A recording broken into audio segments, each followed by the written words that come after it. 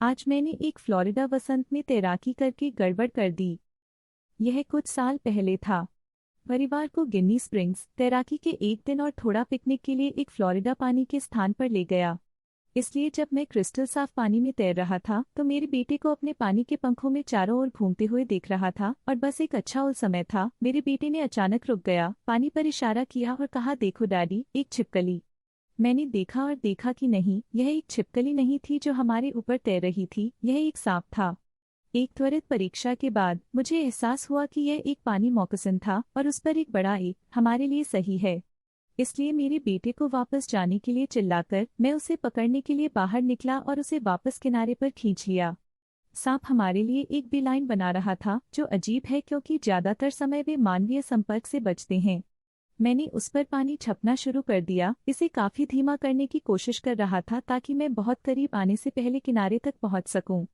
इसलिए जैसा कि मैं बैकअप ले रहा था, एक हाथ से एक जहरीले सांप पर पानी थप्पड़ मार रहा था और एक हंसी वाले बच्चे, जिसे पता नहीं था कि क्या चल रहा था, को दूसरे के साथ खींच रहा था। मैं एक शाखा को हड़पने के लिए तटरेखा के करीब पहुंच गया, जो गिर गई थी, एक वृक्ष। यह लंबा और बहुत मजबूत था। यह क्या करने की आवश्यकता के लिए एकदम सही था। इसलिए जैसे ही सांप करीब आ गया, मैं उस पर सभी गुफाओं के पास गया और शाखा के साथ एक दर्जन बार इसे मार दिया। इसने काम किया। सांप दूर तैरने लगे, एक टोर्नल के रूप में मृत। मुझे तब एहसास हुआ कि इस पानी में इधर उधर तैरने वाले सभी लोग 4 फुट मृत मॉकसिन में टकराने के लिए बहुत विनम्रता से नहीं लगेंगे। इसलिए शाखा का उपयोग करते हुए मैंने अपने दाईं ओर जंगल के खिंचाव के लिए सांप को लॉन्च किया। खैर, मुझे लगता है कि सांप शाखा पर सही संतुलित नहीं था और मैं एड्रेनालाइन से भरा था, इसलिए जंगल के बजाय सांप हवा में ऊंची उड़ गया, जहां प्लॉप डंडा या एक पिकनिक टेबल पर चौकोर उतरा। मामलों को बदतर बनाने के लिए यह जूतों के ढेर पर उतरा, जो एक गर्ल स्काउट टुकड़ी ने छोड़ दिया था जब वे पानी में घुसते गए थे। ओह बकवास! क्या मैं सोच सकता था, जैसा कि मैंने टेबल से सांप को हटाने के लिए वसंत ने जल्दी से तैरना शुरू कर दिया था, लेकिन जैसा कि मैं तैर रहा था, मैंने उन्हें सुना। 12 साल की छोटी लड़कियों की गिगल्स और हंसी अपने जूते पाने के लिए लौट रही थी। मैंने ठंड बंद कर दी। मुझे बहुत देर हो चुकी थी। मैं तैरने लगा, अपने आप को छिपाने की कोशिश कर रहा था क्योंकि मैंने देखा कि पहले घुंघराले बालों वाले सिर पर मेज पर पहुंच गए। हंसी आ रही थी, चैटिंग और बात कर रहा था, तब एक विराम था। और वह तब है जब चीखना शुरू हो गया। यदि आपने कभी नहीं सुना है कि एक दर्जन 12 साल की लड़कियां हॉरर में चिल्लाती हैं, तो उन्होंने एक बड़ा खूनी सांप देखा जो उनके जूते में लिपटा हुआ था। मैं ध्वनि को समझाना भी शुरू नहीं कर सकता। यहाँ तक कि जब मैं पानी के नीचे कबूतर करता हूँ तो मैंने चिल्लाते हुए सुना। कभी कभी रात में मैं अभी भी चीखें सुनता हूँ। बहुत लंबा नहीं पढ़ा, एक सांप को मार डाला, उसे 12 साल की लड़कियों के जूते से भरी एक मेज पर एक छड़ी के साथ लॉन्च किया। चीखें वे अभी भी उन जंगल में इस दिन में गूंजते हैं।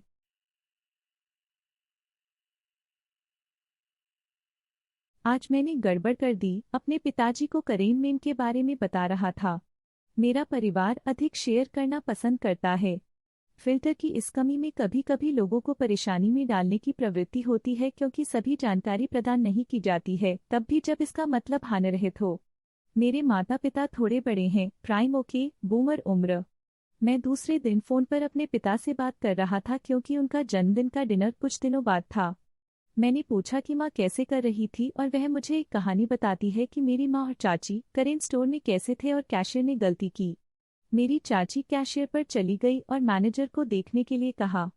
मेरी माँ को गिरफ्तार कर लिया गया और उसे शांत करने की कोशिश की, लेकिन वह ऐसा नहीं कर रही थी।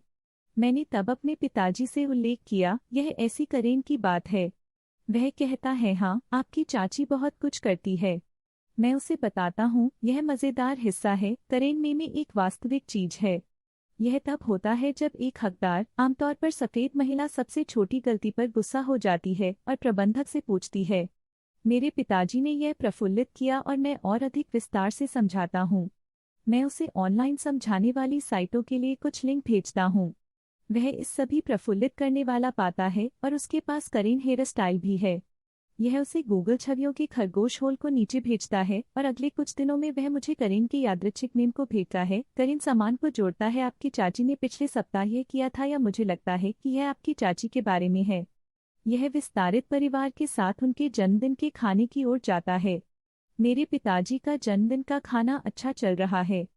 हर कोई एक अच्छा समय, अच्छा भोजन और पेय आदि कर रहा है। अचानक मेरी चाची मुझसे कुछ सीटें नीचे बैठे आगे झुक जाती है और जोर से टेबल पर चिल्लाती है, अरे मेरा नाम मीम बनाने के बारे में, ये पूरी बात क्या है मेरे बारे में?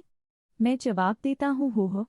वह फिर मुझे बताती है कि मेरे पिताजी ने उसे इन सभी मीमों को उन चीजों के बारे में भेजा है जो उसने की हैं। उसने उसे यह संदर्भ नहीं दिया कि यह इंटरनेट से एक सामान्य मीम है और इसके बारे में क्या है। अब मेरी चाची को लगता है कि मैंने उसकी वास्तविक जीवन की घटनाओं के बारे में ये सभी मीम्स बनाए हैं। इस बिंदु पर पूरे परिवार को लगता है कि मैंने सार्वजनिक रूप से अपनी चाची की हरकतों के बारे में इंटरनेट पर यह मीम बनाया। इसके बारे में एक आगे और पीछे की चर्चा है कि यह वास्तव में मेरे लिए असभ्य है। वह एक करीन को खींच रही है और मुझे चबाने लगती है। इस बीच मैं अपने पिताजी को WTF की तरह देख रहा हूँ, मुझे यहाँ वापस कर रहा हूँ। मेरे पिता ने आखिरकार यह कहने के लिए कदम बढ़ाया कि यह सिर्फ एक यादृच्छिक वायरल इंटरनेट की बात है और मैंने अपनी चाची की पीठ के पीछे इन्हें नहीं बनाया। समझाने के बाद भी वह थोड़ा चिढ़ है।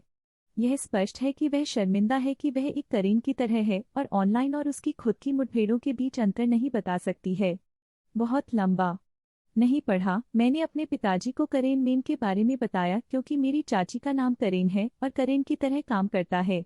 मेरे पिताजी मेरी चाची मीम्स को भेजते हैं जो उन्होंने पाया। मेरी चाची को लगता है कि मैंने उन्हें उनके बारे में बनाया है। वह इसे मेरे पिताजी के जन्मदिन के खाने में लाती हैं और मुझ पर एक करेन खींचती हैं।